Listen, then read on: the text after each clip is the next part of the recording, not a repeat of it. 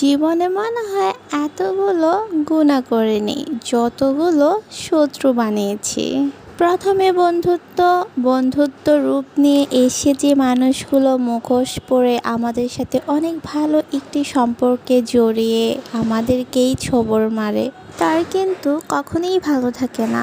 একটা না একটা সময়ের পরে তারা তাদের শাস্তি এই পৃথিবীতেই পেয়ে যায়, কিন্তু হয়তোবা আমরা চোখে দেখতে পাই না, কিন্তু দিন শেষে সৃষ্টিকর্তাদের পাপের শাস্তি ঠিক তাদেরকে বুঝিয়ে দেয়। আচ্ছা, তোমাদের সাথে কি কখনো এমনটা হয়েছিল যে তোমরা কাউকে অনেক বেশি কাছের ভেবেছো, বা অনেক ভালো একটা ফ্রেন্ড ভেবেছো, অথবা অনেক ভালো বোন ভেবেছো, ওরাও তোমার ভালো মানসিকতার সুযোগ নিয়ে তোমাকেই ছোবড় মেরেছে?